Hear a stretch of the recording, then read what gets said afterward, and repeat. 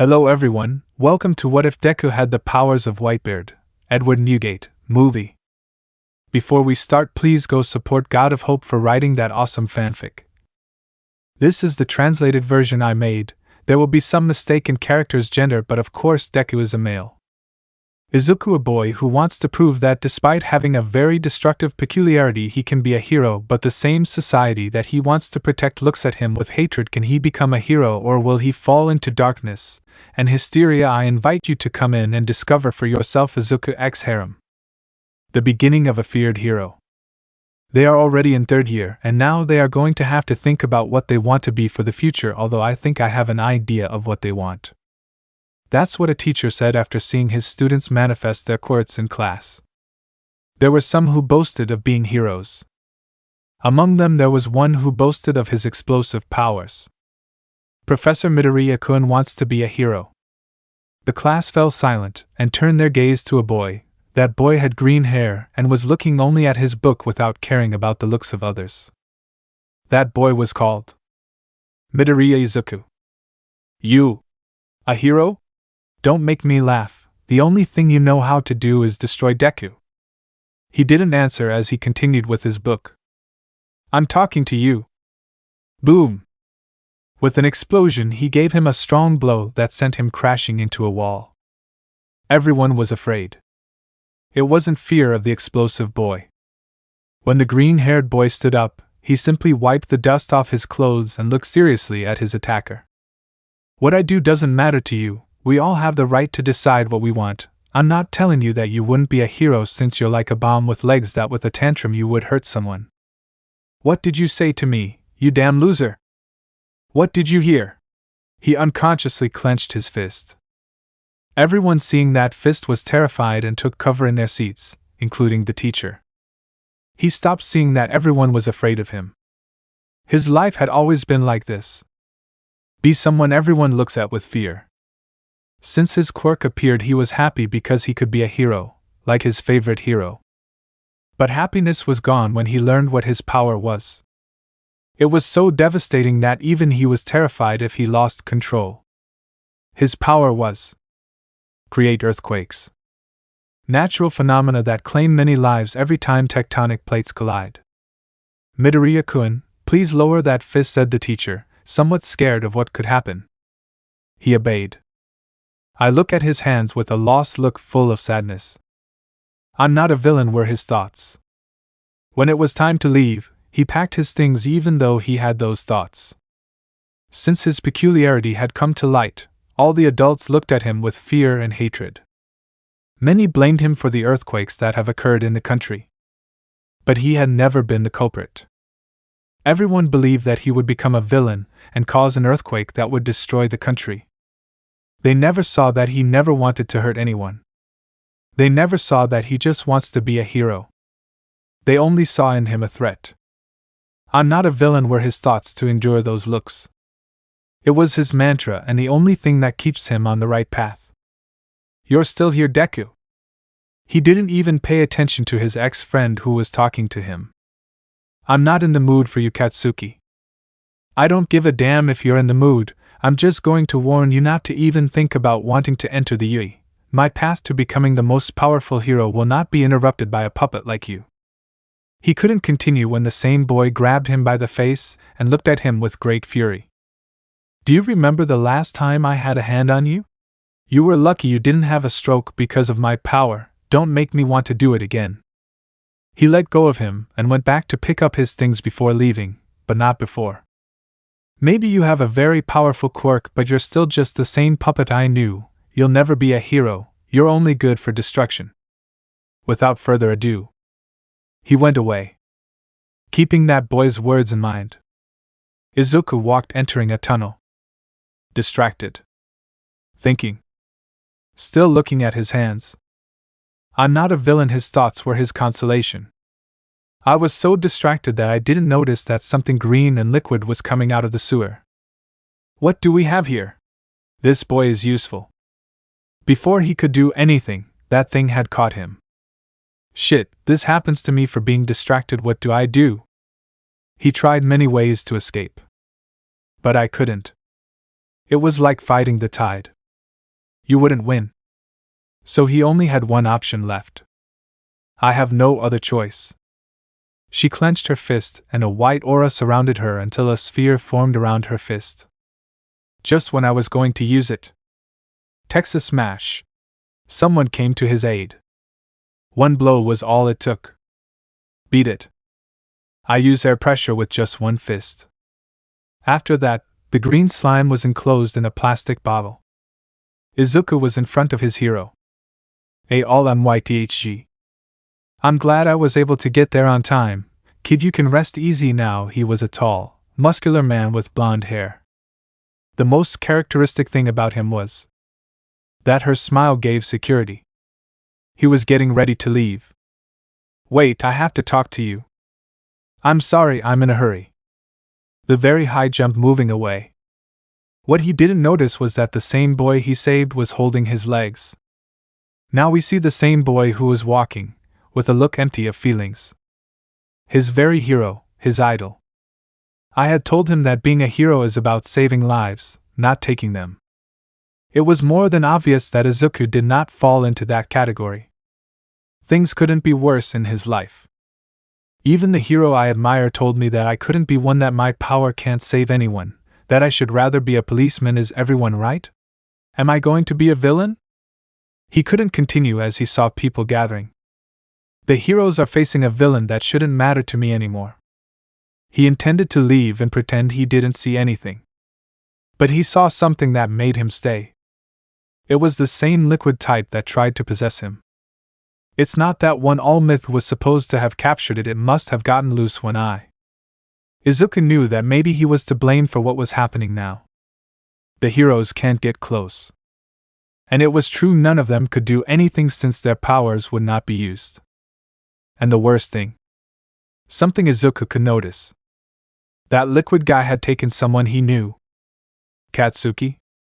It was the same explosive blonde. For a moment he was tempted to leave. Why should I help him? He stopped being my friend years ago. Shouldn't I care what happens to him? Just as he was about to leave, he gave her one last look. He could see something in her eyes. That something was enough. Hey boy, wait. To jump into danger. Me and my good heart, why do I have to get involved in things that don't concern me? Were his thoughts as he ran straight to the muddy villain who had his ex-friend. I'm trying to save the one who has been my worst nightmare. All because he asked for help. He threw his things in the face of the same muddy man, and put his hand in to use his strength to pull him out and throw him away. Deku! Damn it! You took my prey from me. The mud guy was about to jump on the green-haired guy, but his right hand was surrounded by white aura, the winds blew gathering in the fist. Tremor! The same All Myth who was among everyone was surprised by what his eyes saw. Just when the mud monster was on the Izuku, he released his fist. Power! Boom! An unreal sound was heard, and the air in front of the boy began to do something that even the heroes themselves thought was impossible. It started to break. The force of the fist itself plus the power of a tremendous earthquake was what made the mud monster crumble into nothing, achieving with that to eliminate it, but also causing many buildings and part of the street to end up in ruins and rubble.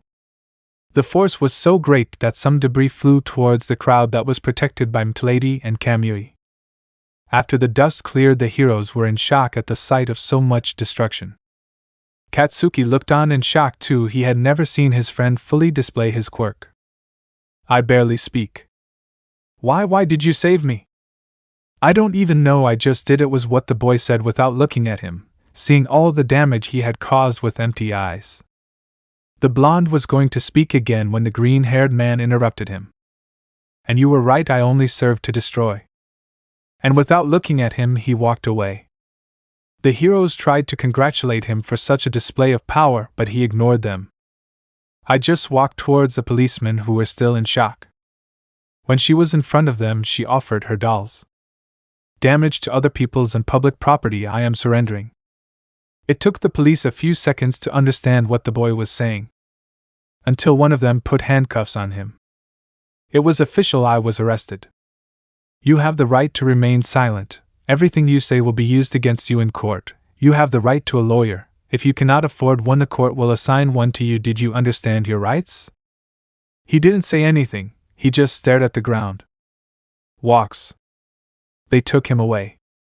The heroes replied to the police that they should not do it. They asked them to release him. But there was nothing that could be done. Katsuki looked at this without knowing why. He felt helpless as he watched them take the one who saved him as if he were the culprit. Did you see what that boy did? That was my business that I destroyed. Our home was turned into rubble. I hope he never gets out of jail. Those were the words of the people who looked at him, those looks of hate and fear. The ones he was used to seeing. Well, nothing else matters. I hope my cell doesn't have rats, he thought, resignedly accepting his fate. Comes in. And like a criminal, he was put in the patrol car to be taken to his trial. 3 days passed. His trial still had no date. And he was in his cell. I ate little. I barely slept. He just looked at the sunlight filtering through his barred window. He was glad he was in solitary confinement. He didn't want to have to deal with other inmates. Although some weren't so bad. Hey kid, sing us something. One of them said, using a piece of mirror to look at his next-door neighbor. Yes, boy, your voice makes us forget that this is a prison. Some were kind. Others were serious. And others I better not say anything. Okay guys, I hope you like it, he said without any problem. The good thing was that the same guard was also kind to the boy. He knows that he is not to blame for what happened in that place. So he put on a song since he also liked to hear him sing. He became popular for his good voice. The song was playing. It was one he knew well, one that helped him at night when he had nightmares with those hateful looks people gave him for having such destructive power. A power that was his curse. A power I wish I didn't have. So close, no matter how far, couldn't be much more from the heart, forever trusting who we are and nothing else matters. Never open myself this way, life is ours. We live it our way, all these words I don't just say and nothing else matters. Trust one, seek and I find in you every day for us something new, open mind for a different view and nothing else matters. Never cared for what they do, never cared for what they know, but I know. So close, no matter how far, couldn't be much more from the heart, forever trusting who we are and nothing else matters. Never cared for what they do, never cared for what they know, but I know. The harmonica and his voice made those who were locked up forget for a few moments that they were in a hole with no way out. Others remembered someone they loved and gave everything to. But only Izuku wanted that song to be his expression, or at least dedicated to some girl. Something he won't have when he knows that he could be locked up for life for being considered a danger to the city. He knows that they will not hesitate to put him in a maximum security prison so that he does not see the light of day.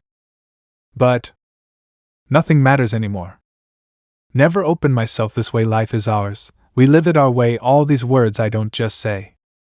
Trust one, seek and I find in you every day for us something new, open mind for a different view and nothing else matters. Never cared for what they say, never cared for games they play, never cared for what they do, never cared for what they know, and I know. Yeah. The guitar solo reminded listeners that the song was rock metal. That was what Izuku was destined for. He couldn't complain after all. Society already sees it. Like a villain. But nothing else matters anymore. He said it in a whisper, having some treacherous tears coming out of his eyes. Accepting your fate. Not knowing that this is different from what you think. May the devil not take us. A week passed. And the day I wanted and feared arrived. The day of his judgment. When he arrived, he could see in the court only the judge, who had his gavel while looking at some papers. Midoriya Izuku, since you saved many people in that area, we would have to let you go. But since you caused millions in material damage and damage to public areas, and because you have a very destructive peculiarity, I have no choice but to do what I have to do. He gives a look to the boy, who simply kept his eyes on the ground waiting for the inevitable condemnation, while the witnesses watched everything. Please understand that we are not doing this for the sake of harm. We are doing it for the sake of others, since you should know that your powers are not something that can be controlled. An example would be the accident that caused the death of your parents. Just when he was going to complain to the judge, he spoke. Also understand that no one accuses you of being responsible or blames you for it. It was a natural event, and these things happen. He remained silent, still wishing that they had not said or mentioned that part of his life that he wanted to forget. His sentence will be life imprisonment in the specialized maximum security prison for people with peculiarities known as Tartarus, without the possibility of parole. Things were bleak for the green-haired boy. Believe me, I can see in your eyes that you are a good boy and that you do not wish harm to anyone, but the safety of others is your first priority, and your powers are a risk to everyone. The case is closed. Just when the judge was about to bang the gavel and end the sentence. Just when Izuku felt like his soul would fall into darkness, and he would lose his faith. Stop, Your Honor. A voice stopped the judge. The boy turned around to see someone he wasn't expecting.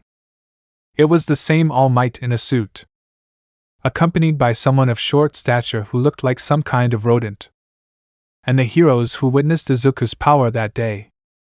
You are making a serious mistake. You are condemning a potential hero to life imprisonment, is what the rodent said. What Izuku didn't know was that these two people were the ones who opened the doors to the world for him. 2 days passed and Izuku left the place accompanied by All Might and the rodent guy named Nedzu. Well boy, welcome to freedom, he. Because. Why, what? All Might asked. Why did they help me? It was more than obvious that they would have one less threat on the streets or in the country, I asked, not being sure and not believing that I was now free. They both looked at the boy without knowing why he was asking a question questioning their freedom. Until All Might spoke. Boy, I've seen in your eyes that despite having a very shady past, you still strive to do the right thing, and that shows that you don't seek to be accepted by society or to be recognized. Your actions in saving that boy have shown me that you are worthy of being a hero. The words of the one who was once his idol entered the green-haired boy's head, having many things to think about. Well, young man, as All Might told me, you have the potential of a diamond in the rough, so I want to offer you the opportunity to enter the UA Academy so you can become a hero. The rodent spoke when he saw how the boy remained thoughtful. However, the green-haired boy did not know what decision to make, whether to accept being a hero and enter the most famous hero academy in Japan or simply give up and never use his peculiarity again. I didn't know what decision to make. You don't have to decide now, boy. Take your time and find us to let us know your decision. Once you make it, I'll give you my card. The rodent gave him a card with a telephone number. See you later, son. I hope to see you again. And so they both said goodbye to the young man who still had the card in his fingers, looking at the number. Having a sleepless night when arriving at his empty apartment where no one welcomes him. It dawned and he got up late. Due to his current situation, his previous job, which was that of a food delivery man, was fired for not showing up while he was in jail. He was lucky that he wasn't expelled from school. He went to his kitchen to make himself some breakfast, and then go out for a walk for a while. When he passed by a certain place, everyone looked at him with some disdain. It was the same place where he had to use his peculiarity to stop the villain. Passing by that place that was undergoing reconstruction, ignoring those glances that he was used to. When I stopped for a moment, a little boy stood in front of him smiling at him. Hello? Hello? He didn't know how to respond. Are you the one who defeated that green man by breaking the air with your fist? Well, me. Would you give me your autograph, sir? The boy extended a notebook and a pen towards the young man, who did not know what to do, since that had never happened to him since his peculiarity came to light. I just look at the other adults who were watching him seriously. I know that's not a good idea. Look, I'm sorry, but He hesitated as the boy looked anxious to have his autograph. He didn't have the courage to say no to those tender eyes. So, letting out a sigh of defeat, I take the pen and notebook to give him my autograph. When he did, he gave it to the boy, who smiled with joy like any child happy to meet his idol. Thank you, sir, you are my idol. Izuku was surprised by those words. He didn't expect to be someone's idol, much less a child's. But feeling that sense of being respected and idolized by a little boy did something that he rarely does. Smile. He got down on one knee and put a hand on the boy's head, ruffling his hair. I'm glad to be one. Thanks for considering me your idol and… Hey! What are you doing to my son? He was abruptly pushed by an adult who looked at Izuku with hatred while a woman hugs the child. Honey, are you okay? Did that monster do something to you? Hearing those words, he knew what he had just done he should not do. Get away from my son, you already destroyed my business and my house, and now you want to hurt my son, damn monster. That word was much more hurtful and perhaps not far from the reality that he has heard since that earthquake. Just without looking, he got up and dusted himself off. Then walk again and leave. But… Get out of here, monster! Not before receiving the impact of a glass bottle on the left side of his forehead, breaking it, and leaving a bleeding wound that ran towards his eye and down his cheek until it reached his chin and dripped. He had stopped for a moment, feeling that pain, although it was not noticeable. It was there, and it made him wonder. Was it worth it? Was it worth it to have saved those people?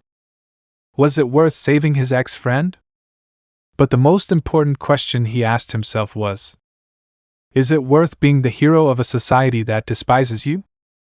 With those questions, he left that place without caring if he was still bleeding. Not caring if he left a trail of blood on the road. I walked until I reached a park where I sat in the shade of a tree, staring into space, repeating in his mind that same word that still lingers in his head. Monster. His clothes already had blood stains, attracting the attention of many people, such as couples and families who were enjoying the place. He looked down, looking at his hands that were stained with blood, his blood. He thought that perhaps the best thing would be to forget everything and end his suffering. His parents died. His friends abandoned him. His best friend became his enemy. And to top it off, it is a threat that his own government would not hesitate to lock up for life as a criminal. Many of us wonder, is life fair? Do we come into the world just to suffer and suffer? Is there a purpose why the good have to suffer while those who don't suffer do harm?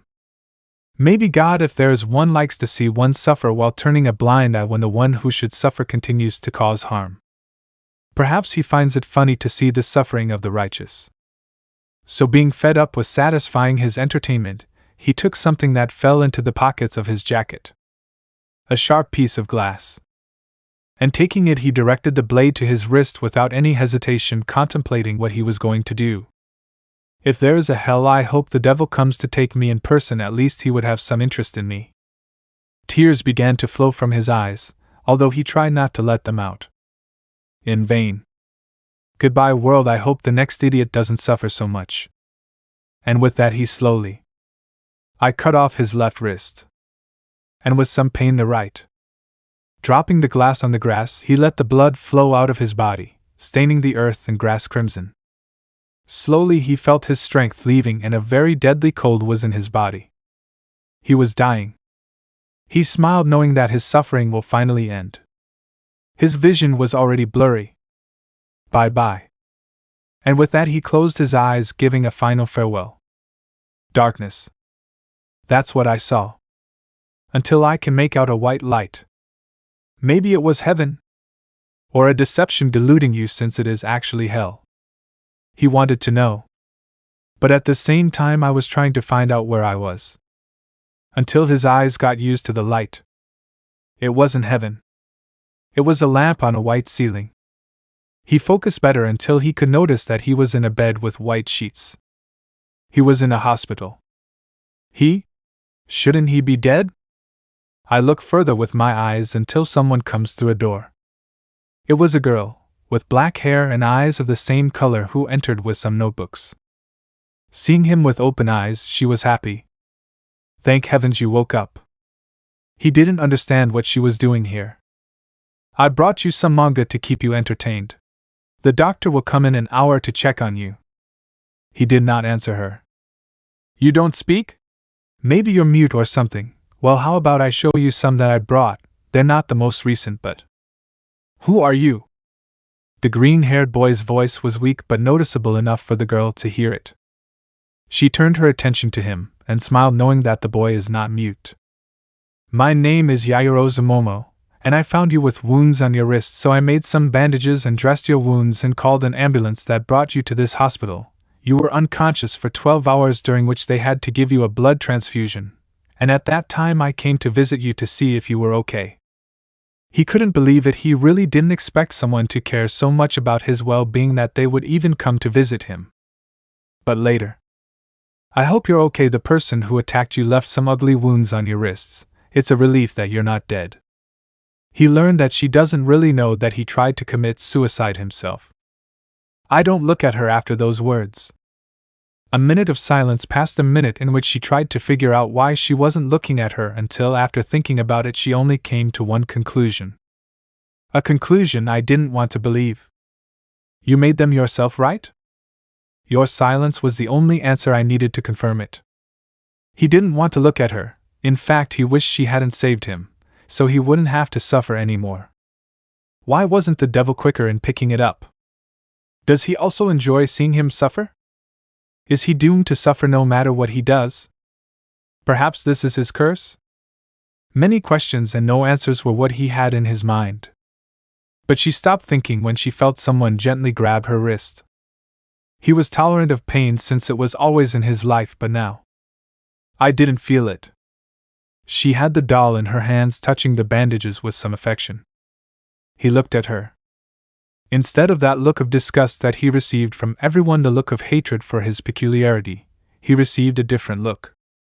He gave her a look of compassion and affection. She spoke.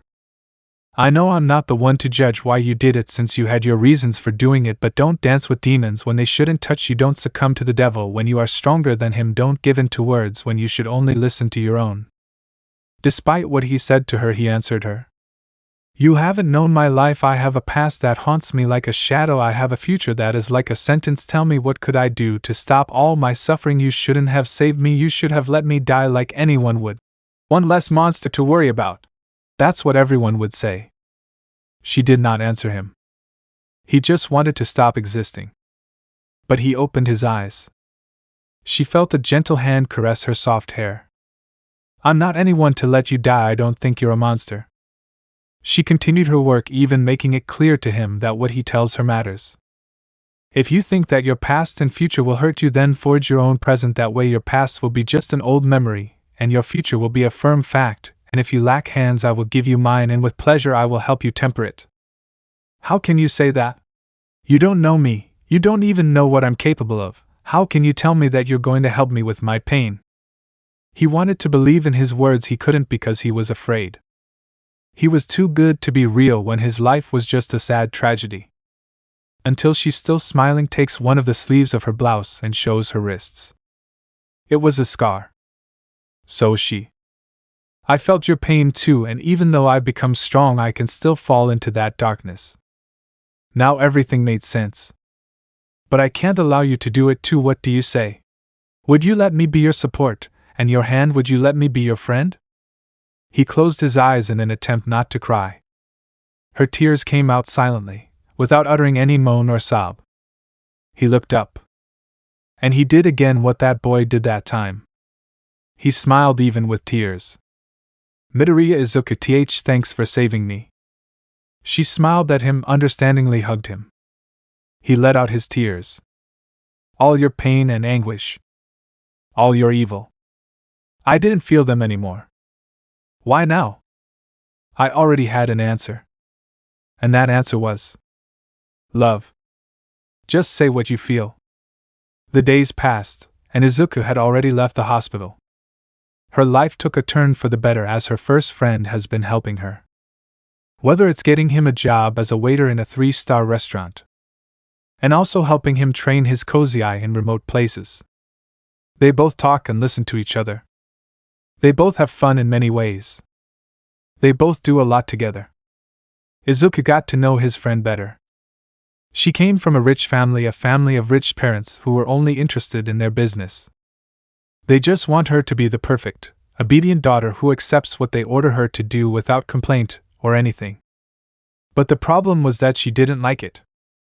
There was a lot of pressure on her every day, especially when they wanted to find her a suitor, and those they found fled because of her intellect, which was above the average of those daddy's boys. So among many horrible things and so on they did the worst. They denigrated her and verbally abused her for not wanting to obediently accept that she has to marry and amass her family's wealth. The insults were many and every day they got worse to the point that they wanted to see her dead. She, with a broken soul, made what is now a scar that she wants to leave behind. He tried to commit suicide. But in the end, after the servants took her to the hospital, and her parents did not want to see her, she decided that it was not worth trying to please people who did not care about her emotional and physical well-being. So he left what was once his home and became independent. And everything has turned out well for him. Izuku was very surprised at how she, despite having parents, was not happy with them and how she had to go through those adversities to be what she is. Something you admire about her. Now they were walking through the streets talking about mundane and banal things that were more interesting and less complicated. But when you go through a mega screen, news appears, the normal ones about villains who commit crimes and the heroes who stop them. But this was a different one. One of them was interviewed before he was taken away. They asked him why he destroyed the bank. He just said, "Because I lacked money and stealing is the only thing I have known since I was born and had to survive on the streets. I am a thief because society made me that way." Those words were many times in the green-haired boy's head. When they arrived at the apartment, Momo had noticed the trance state the boy was in. "Izuku-kun, what's wrong?" Nothing, Momo-san, I was just thinking about something." "You were thinking about that villain's words, right?" He smiled as he listened to his friend. "Nothing escapes you, I have thought about it a lot." She sat next to him to accompany him. "I know you feel that his words affected you, but let me tell you that now that we are together we will support each other so that no one can hurt us. Alone we are weak, but together we are stronger as one. Family," she finished for him with a smile. He thought about the girl's words until he came to a realization. What if we make it grow? Momo didn't understand what her friend was saying. "What do you mean, Izuku-kun?" she asked. "What I mean is that he stood up and walked to a window where he could see the city at night outside, in the streets, in every slum or every poor home. There are children with koseis that society marginalizes, children who live in fear and hate because of how they are treated, children who seek what we also want, a family." The black-haired girl watched the boy as with each word there was emotion and passion in them, as with each word he looked not only at his future but at that of many like them who by chance were rejected by society. And I also watched as under the moonlight the boy looked at the city with a determination and will equivalent to a great hero, a great human being. Izuku-kun.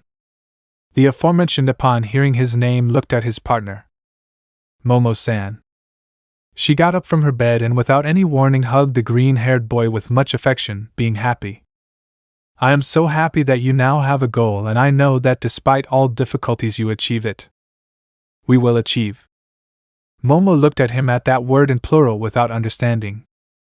"It is not only my dream but also yours. This dream is both of ours, and we will raise it above all, no matter what others say and how anarchist it sounds to the oppressed. We will be true heroes to instill courage in our allies and fear in our enemies. We will be the hope for those who seek it in their lives. We can do it together." Now she didn't know what to say. She never expected that he would want to include her in his dream, in his goal.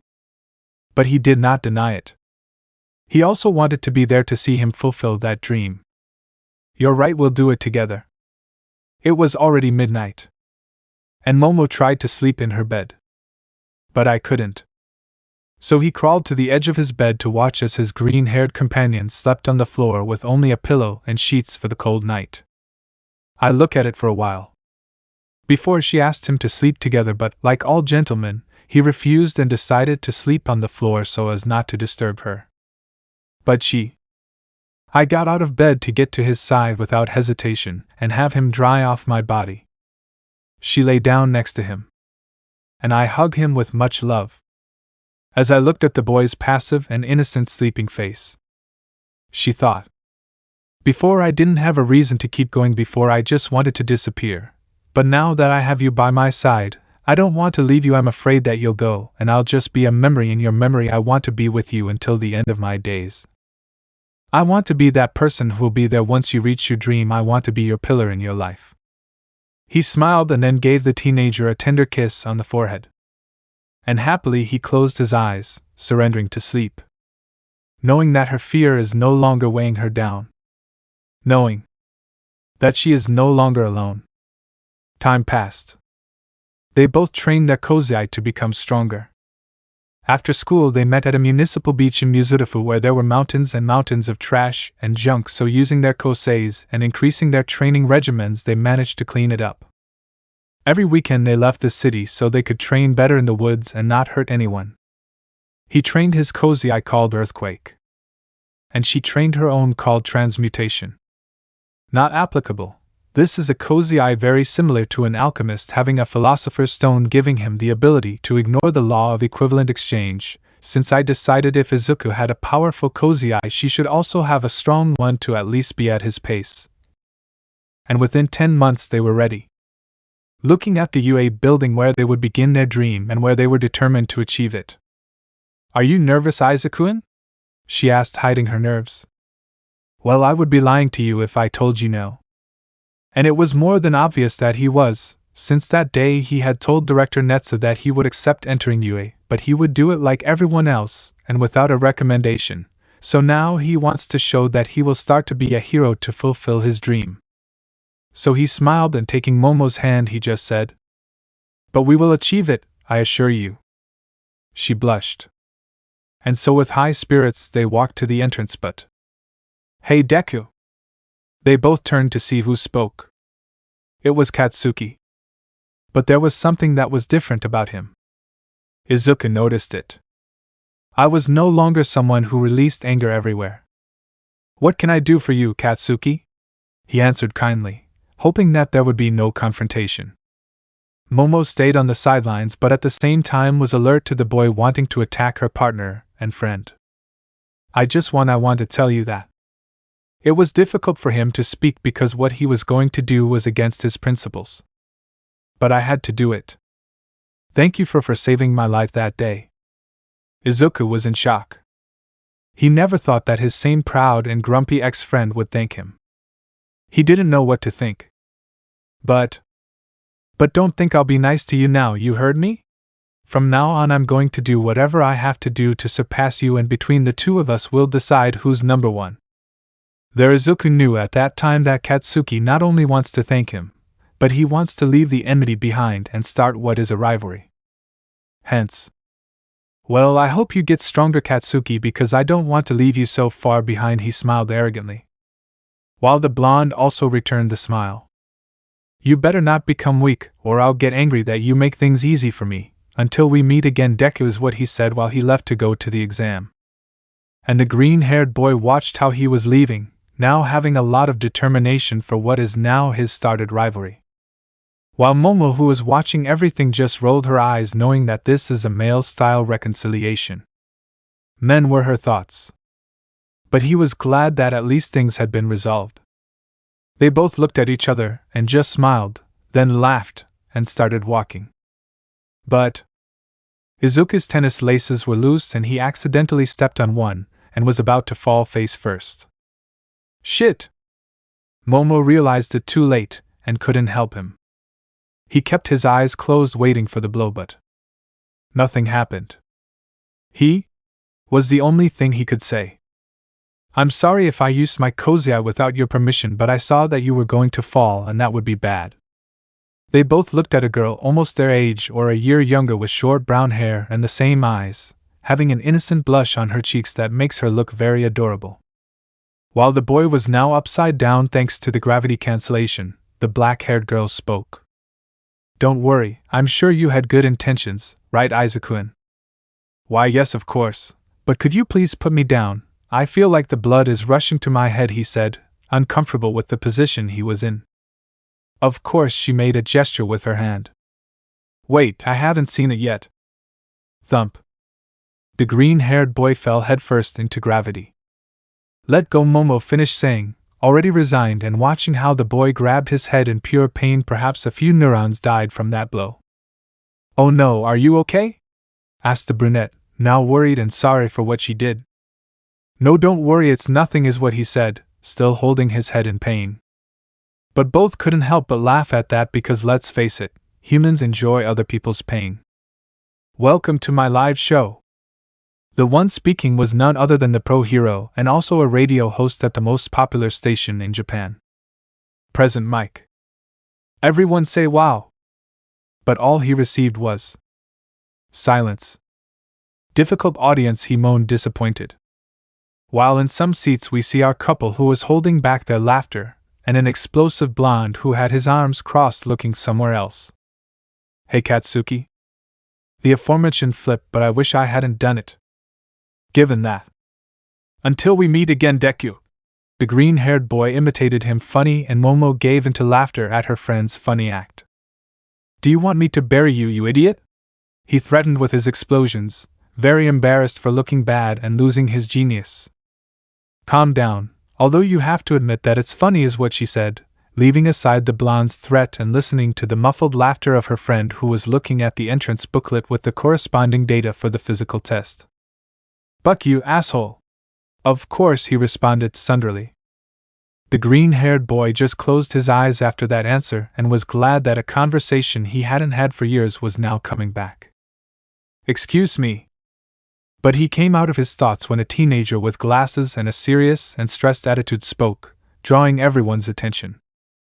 In this pamphlet you point out 4 types of villains, but you are only showing us 3. If this is a mistake, then it is a great shame for a first-rate institute like UA. What is the meaning of this? You could tell from miles away that he was nervous about the exam. And you 3? Now I point to the trio. Stop the nonsense, we're all trying to concentrate on this exam. If you only came to play, then you better leave. Obviously the tsundere didn't like those words at all. What did you say, you bucking 4 eyes? I'm going to. But he was stopped by Deku himself, who just by looking at him stopped his rage. Then look at the serious young man. Do you know what tolerance is? I asked him. The guy with glasses didn't know the reason for that question, so he answered. If I know what tolerance is, why do you ask? Because if you knew, you wouldn't have done what you just did. Some heroes follow their own code, whether it be moral or in their attitude, and if you were to criticize one of them, they wouldn't look favorably on it. An example would be if you told him how annoying present mixed screams are, and he might look down on that. Learn what tolerance is, because it will save you from making a fool of yourself like you are now. His words were serious and sparked maturity, as if you were listening to an adult giving a sermon to a young person so that he would not make the same mistake again. That left many surprised. My friend is right. If you become a pro hero, you will have to work with people who have different opinions than yours. Maybe they will tolerate you, but what about you? Momo finished the sermon, leaving the boy with glasses silent and sitting back down with the duo's words in her mind. The rest happened normally, with Bakugo smiling because they silenced the one he calls bucking 4 eyes. How mature of you. They were all taken to different parts in simulated cities. Bakugo left very upset since he wanted to crush Izuku in that exam, and before getting on his bus he just said, "You better get through or else I'll bury you, you bucking bastard." Which gave him nervous laughter as everyone looked at the duo, who was embarrassed by such a situation. Already when they were preparing, "Izuku, let me give you something." And from his hands some bright crimson flashes touched the ground, and then slowly a weapon similar to a spear but with a curved blade was created. It was a long-handled red Bicento with a silver-colored blade and a sharp edge. Wow, Momo-chan, it's a Bicento. How did you know I could use one?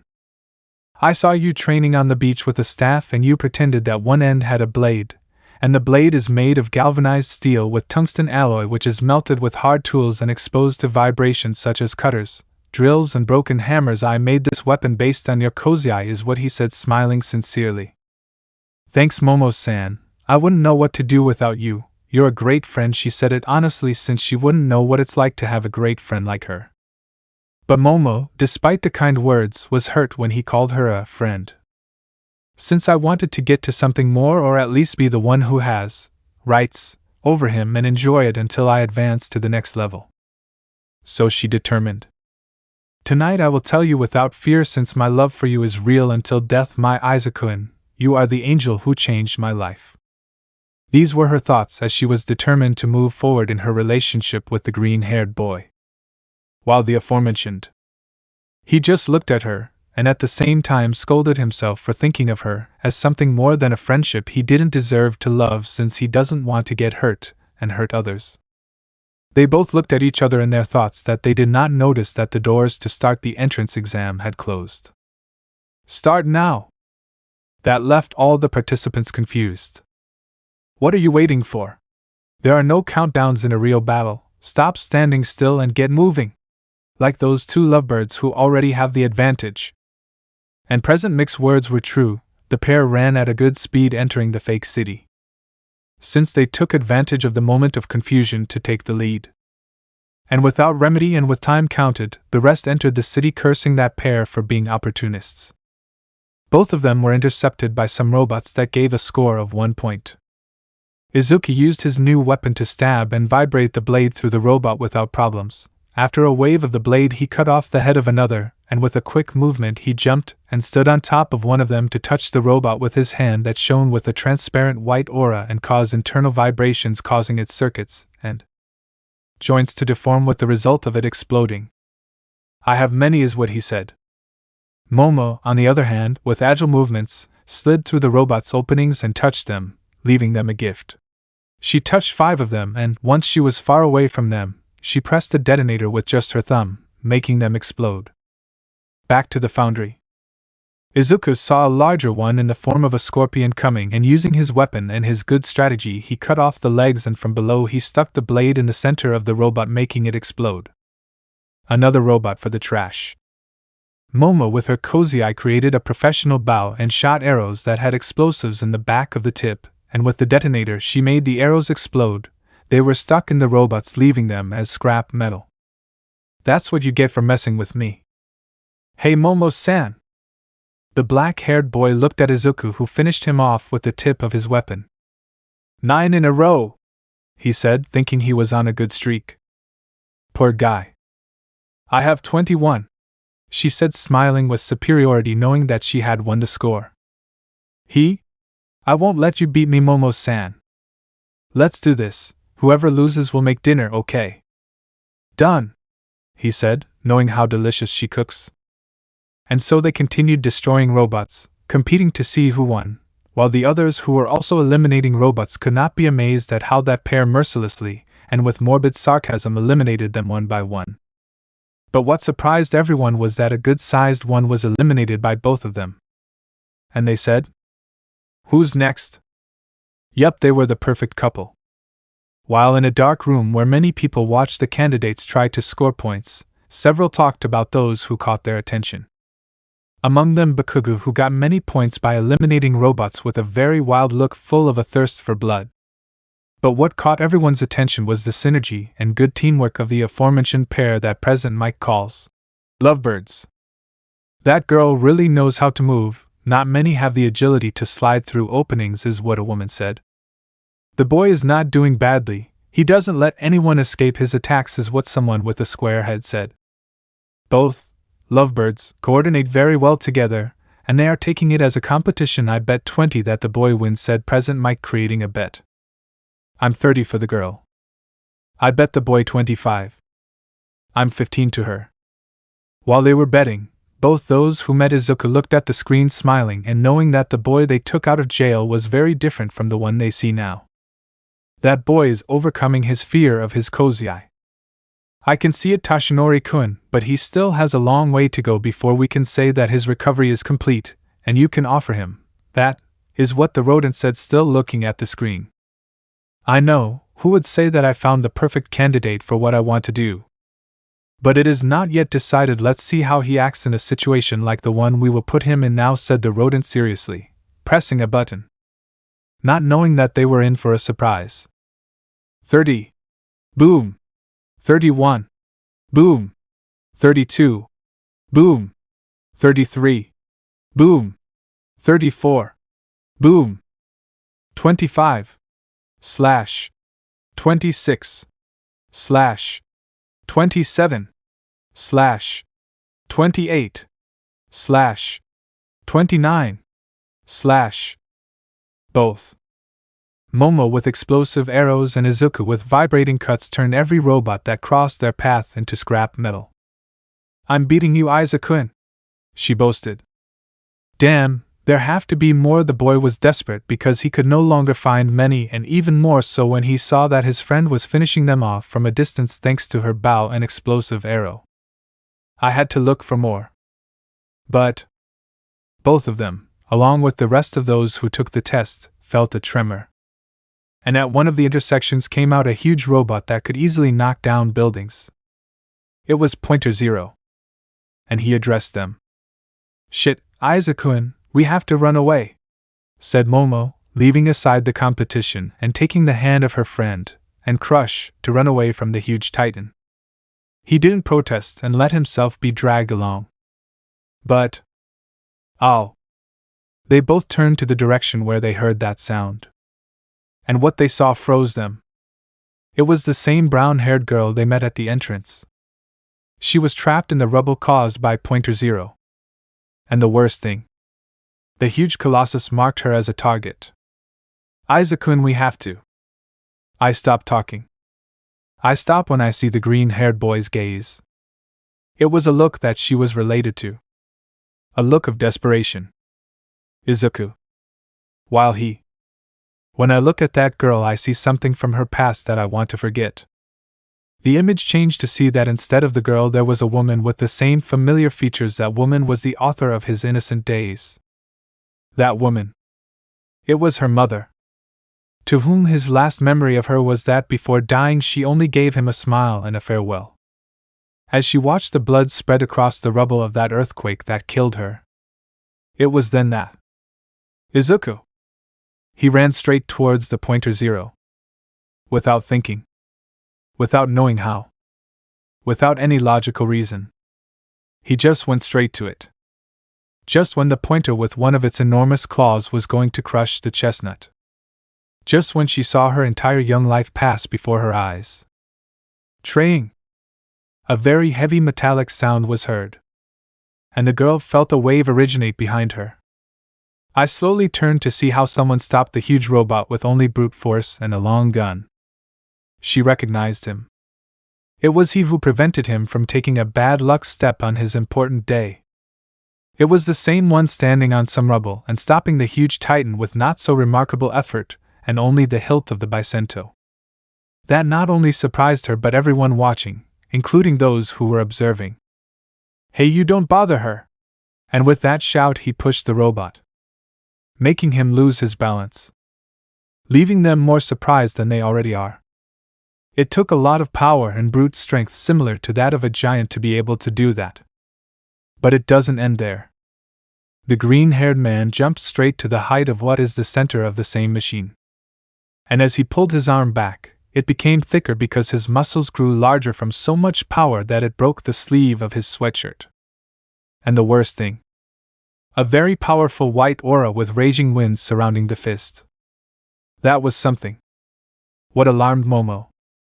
Everyone hold on to something, she shouted, creating a pull with her cozy eye and clinging to it. Some, including the guy with glasses, heeded the words of the black-haired girl. And right at that moment, boom! The same winds broke, forming long and huge cracks in the air, and then a huge shock wave that crash! I destroyed the same robot, leaving it as if the force of the impact itself had completely destroyed it. And the worst thing, the shockwave tore through the machine and then through the entire fake city, taking out the remaining robots behind the Titan and sending them flying like scrap metal. The others watched and held on to something as the wave also tried to carry them away, not to mention how the earth shook considerably. Even the tremor reached that room where those people looked at everything with total shock. They couldn't believe that he could do that so easily. It's beyond logic even for those who have koseis. When the tremors stopped and the wave calmed down, everyone present could see the dust clearing. As the same green-haired man stood on a pile of rubble looking over the mountain of metal that was once the Pointer Zero. They had different thoughts. Many saw in him a monster or demon. Others saw him as a very powerful hero.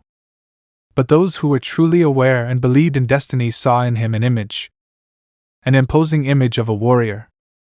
One that just by looking at his back they would feel safe. One who, no matter what enemy or army he faces, would fight to the death to protect those he values most in life. In the Saw. To the most feared and loved hero of all. He has passed the test and has stopped fearing his Kozai, said the rodent. I know, but he still has a long way to go before he can be the one I want to transmit my will to him, said Almight himself in his original form, being proud of the green-haired man's acts of heroism. But you noticed it, right? The director asked in a serious tone. Yes, he is one of them, blessed, said the hero number one also seriously.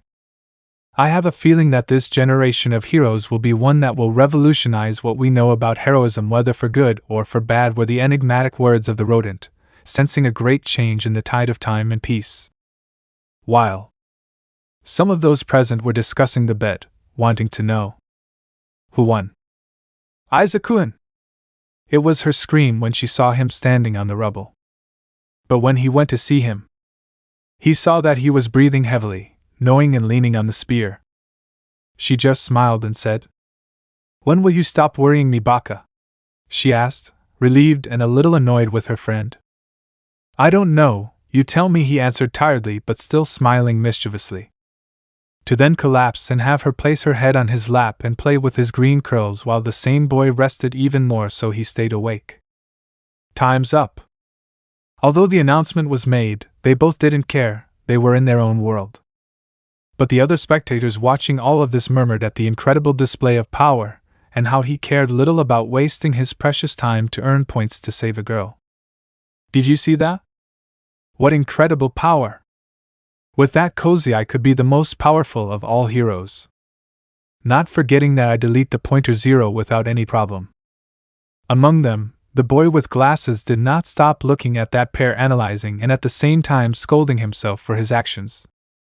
They think he did it just to get attention, but what really happened was that he jumped into danger just to protect that girl from imminent death. If I hadn't focused completely on the test, I would have saved her too, which makes me see that I still don't have what it takes to be a hero. I think I owe those two a big apology if I ever see them.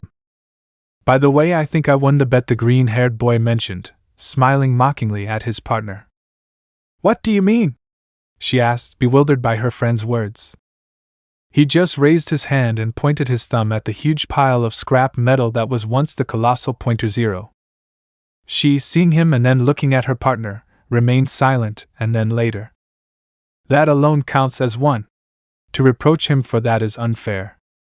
Say what you want, but admit it, I won, he said, smiling victoriously and raising his fist as if he had won a great competition. What they didn't know was that the male population present and observing had only one thought: champion! And the female population, including the brunette, just looked at the men stoically, thinking, idiots. That day was marked in male history that the green-haired man achieved a victory on behalf of all the men of the world. As his champion. 10 days passed. And the results came. Of course, in those 10 days there was something like a silent treatment by the black-haired girl as a punishment to torment her friend for that trap he made. In addition to sleeping on the couch. Let's admit it, even if we are very cool, they always have the last word, and the only thing we can do is endure. That same thing happened to our protagonist. But back to what we were talking about. Both of them only found a hologram disc in the envelope. They both saw Almight at the screening. Both saw their scores, in which they were placed as first and third on the list of the most notable. Something that makes them happy.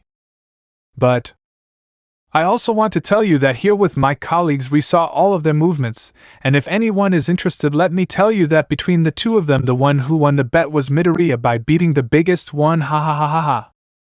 Hey Almight, don't lie. It's obvious that pointer 0 only counted as 1. Midnight, don't fool yourself and accept that I won and you lost the bet. Era said, one more word and you'll be sleeping without your sleeping bag. I didn't say anything. The young people laughed uncomfortably as they listened to an argument behind the peace symbol's back that they found funny. Well, I have nothing left to say. Welcome to you. This is your Boku no Hero Academia. And with the screening over. We did it. We pass. Izuku and we pass. They both celebrated with a hug and lots of jumping for joy. But they didn't notice How close their faces were. Until after a few minutes they noticed it. It must be said that it was a very uncomfortable moment. Just Midoriya wanted to separate. But she wouldn't let go. And Momo-san, could you let me go please, he said very nervously. No, because I want to tell you something, it's very important, she said very seriously and determined. For Yaoyorozu it was the perfect opportunity to tell him how she feels about the green-haired boy. And can't we do it tomorrow?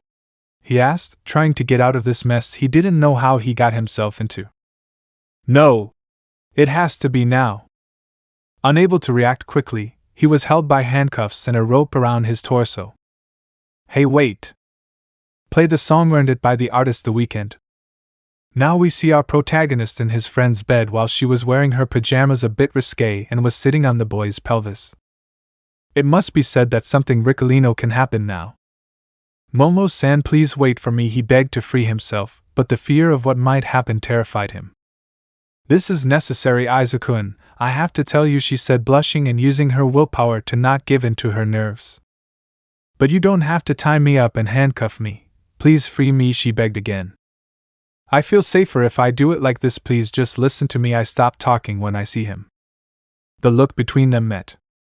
They say that the eyes are the window to the soul, and in the souls of both there were many feelings, several with which they could identify.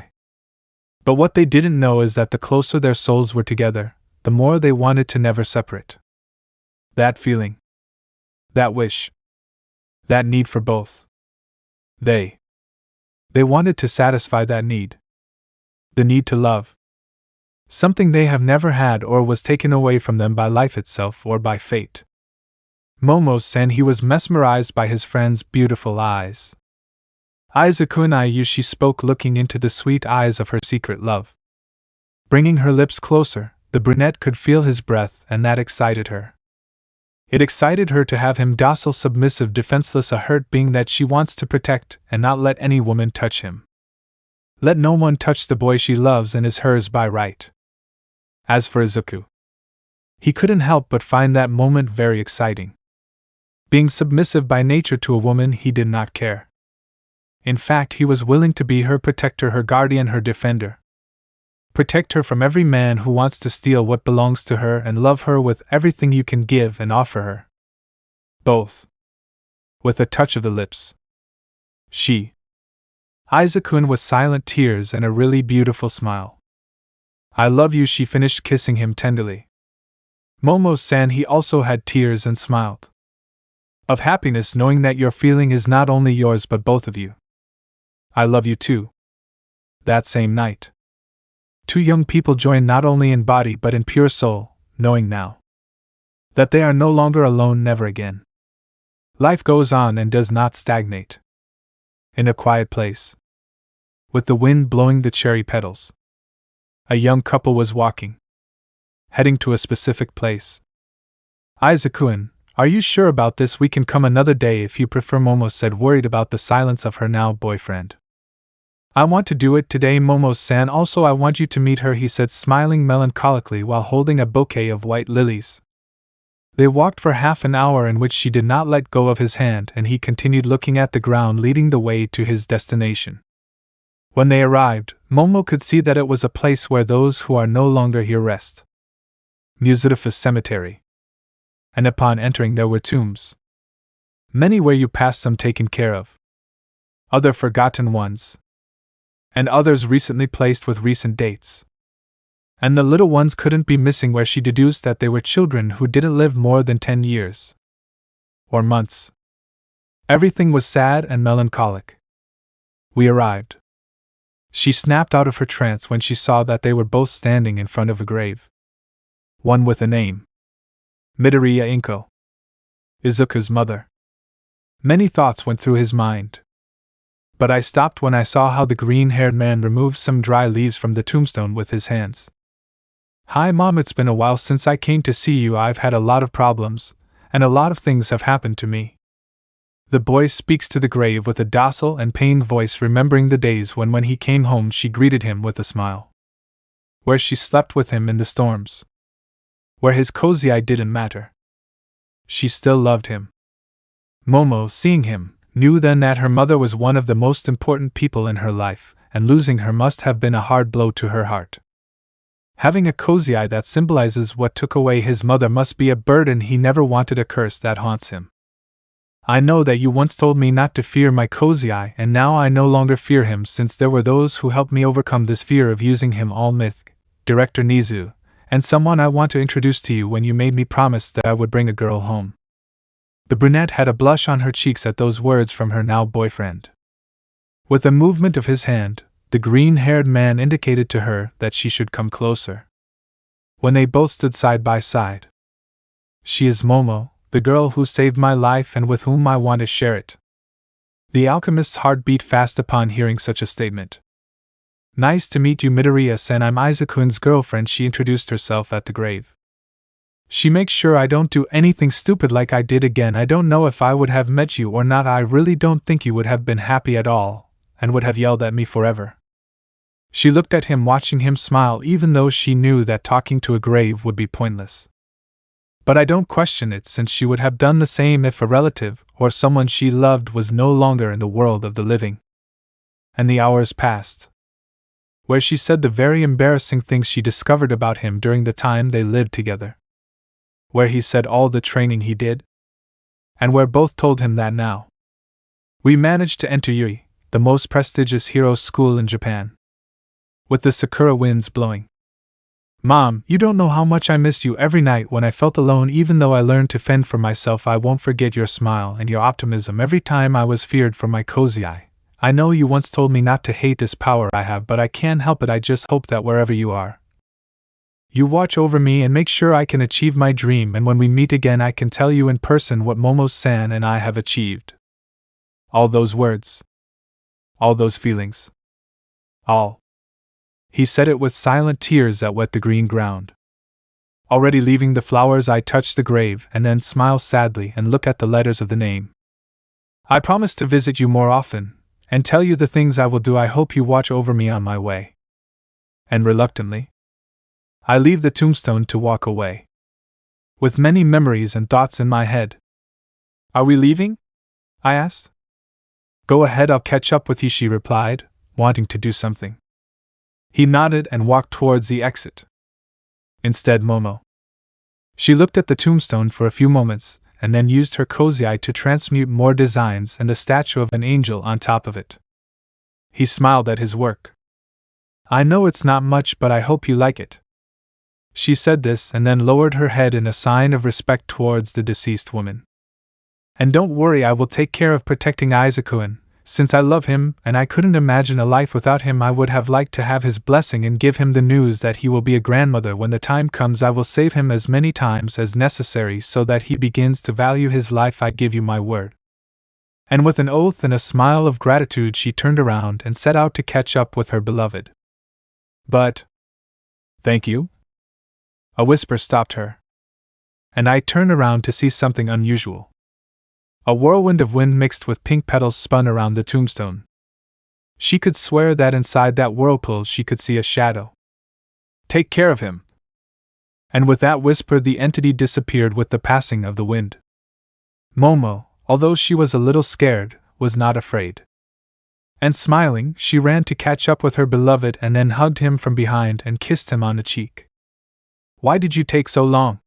He asked, smiling at his girlfriend's pampering. I can only tell you that I already have permission to put you in your place in case you want to do something stupid. The green-haired boy let out a sigh, knowing how protective and strict his girlfriend can be. But he doesn't care. He loves and accepts her as she is. It was night. On a beautiful beach. The young couple looked at the beautiful moon. Who would have thought that the place once filled with mountains of garbage and scrap metal is now the most frequented place by couples for declarations and proposals? Not forgetting the meetings not suitable for under-18s. Both sitting on a bench with their hands together.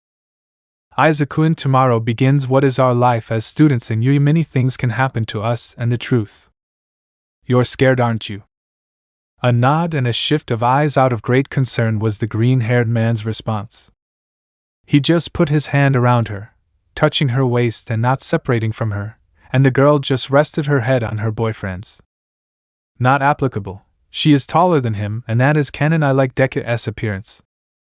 They both stayed like that for a few minutes, looking at the moon and listening to the sound of the waves. Momo-san, I know why you're scared, and I understand we've been through things that are making these good times unbelievable. I know I'm afraid of losing you and going back to the darkness. Her tears flowed from her eyes and she hugged her boyfriend tighter. I'm afraid that we won't be together anymore, and I don't want to have darkness in my life again. I don't want you to leave me, Izuku, she cried. And Izuku comforted her. He was also sad. They knew that the profession of hero was one that implied that every time they went out they ran the risk of not returning alive. The Izuku from before, one who wanted to die, wouldn't have cared since no one would cry at his grave. But the Izuku of now, one who prefers to die rather than lose what he loves most, also doesn't want to lose Momo and return to what she refers to as darkness. Loneliness. He looked at her face, and with his thumbs he delicately wiped away the tears that ran down her beautiful cheeks. Their eyes met. And with a tender kiss, he spoke to her. My mother once told me, when I felt people's hatred for my cozy eyes, she told me that what happens to me is darkness, and sometimes darkness can show you what light is. Momo, understanding those words, just smiled and then kissed him. Your mother was right. I went through my darkness to have what I wanted so much, my light. We will both get through this together. Yes, together. And in that atmosphere, not only romantic but also one full of strong emotions, they both kissed with the moon as a witness. While in the distance a thin man with blonde hair watched everything in silence, smiling. Then they walked away, knowing that both boys were now overcoming adversity together. Do you have your notebooks? Yep. Your scarf? Yep. You didn't forget anything? Momo-san, you sound like my mother, he said, smiling. I'm sorry, but there are times when I have to remind you, she said in a tender pout. And with their uniforms on they left, passing through many streets until reaching the station where they would take the train to Yui Academy. When they arrived they saw the huge entrance. Looking at each other with determination and holding hands they entered. There was no turning back. They walked through several hallways. Of course they had trouble finding their classroom. But they found her. Remind me to memorize the way, Momo-san, he said, a little embarrassed. It took us a while because we got lost. I hope they haven't started yet, she said, making fun of her boyfriend a little. What does it matter? I hope they are not there. Are you talking about your friend/rival and the boy with glasses? I asked, amused. If they, I wouldn't want to run into them on my first day, is what he said, opening the huge doors, hoping that wouldn't happen. Unfortunately. Get your feet off the table. It's a complete lack of respect to the students who were here before us. What the buck do you care about 4 eyes? It wasn't like that. A scene was brewing between the two of them which he did not want to see. The green-haired boy just sighed heavily, knowing that he has to deal with both of them. Just when Momo was about to say something. Please keep it. She just laughed like a lady. What school are you from, extra? Well, I'm Ida Tenya, recently graduated from Somei High School, said the teenager, formally introducing himself. An elite, huh? Well, I'm going to enjoy destroying you, bastard. Of course, he couldn't miss that thirst to face someone strong that characterizes him. You want to destroy me? Do you really want to be a hero? He asked, somewhat fearful of such audacity. I also asked myself the same thing, and the truth is I still haven't found an answer. It would be like the mystery of bloop, Izuku commented, drawing everyone's attention. Izuku, the scientist, said that the bloop was a sound caused by the ice collapses in Antarctica. It is not possible that you believe that there is a creature that is 5 times larger than the blue whale. Momo-san, if koseis exist, don't you think there could be a being that surpasses the largest animal in the world? Besides, it could be like a sea monster with the power to create hurricanes and colossal storms. And you watch a lot of anime, Izuku, is what Momo said with a drop on her forehead. Some of those present looked at the pair with curiosity, as they were not familiar with this myth. Well, if you allow me to give my opinion, I think that the lady here is right about an ice collapse. It is the most logical explanation. They both turned to Ida, who gave his opinion on a certain topic. But please, we live in a world where logic is logic. Besides, I know about sounds and I can swear to you that an ice fall could not have caused that. This is what a girl with short black hair in the female Yi uniform and some jack phones in her earlobes argued, which is her most notable feature. And not only her but several others joined a possible debate about the mysterious bloop. So much so that... Shut up already. The Muslim got irritated because in his opinion the bloop is a waste of time. Hey, it's you! The couple turned around to see that it was the same girl they met at the exams. Hello? How are you? You didn't hurt yourself? Momo asked about her condition. I'm fine, and thank you for saving me, she said to her green-haired forehead, smiling at him. It was nothing, I just couldn't. Of course it was something, you smashed the 0 points with just one hit, she said excitedly and throwing a fist forward. In fact, the fact that it can also break the wind as if it were glass is a very remarkable effect, said the boy with glasses, drawing everyone's attention to the detail. He said, Your kozai is strong and I would ask that you don't ask any more, please, Momo asked, trying to get rid of the uncomfortable questions. My name is Uraraka Ochako. I hope we can be friends. Midoriya Izuku, I hope so too. Momo Yaoyorozu and I can be friends too. It seemed good. If you come to make friends, you better get out. Behind the chestnut a voice was heard. Everyone turned to see something similar to a yellow caterpillar, and it's not a Weedle. And he had the face of a somewhat lanky man with long hair and a bored look that someone has when he works in a self-service store. Despite the confusion, everyone settled into their seats, and the couple looked for a place where they were as close as possible. From the caterpillar, which was a sleeping bag, the man came out looking at everyone with a look more bored than watching the Congress channel. It took them 8 seconds to calm down. That's very bad. I'm Aizawa Shota, their teacher in charge, so I hope we get along. The truth is his words didn't show any enthusiasm, leaving all the curious young people wondering if all the teachers in Yui are that weird. I want everyone to put on these physics uniforms and meet me at the training grounds in 10 minutes is what he said, taking uniforms out of his sleeping bag. I don't even know how he did it. And may a lightning bolt strike down anyone who says, Pokemon magic. Already in the training camps. They were all wearing the institution's sportswear. Of course, there were some events involving a certain dwarf with purple balls on his head who wanted to make a hole in the wall to spy on the girls while they were getting dressed. But a certain green-haired guy didn't like that very much.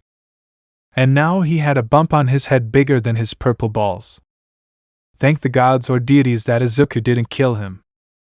Kozai test? That's what everyone asked in that situation. But won't there be an orientation ceremony?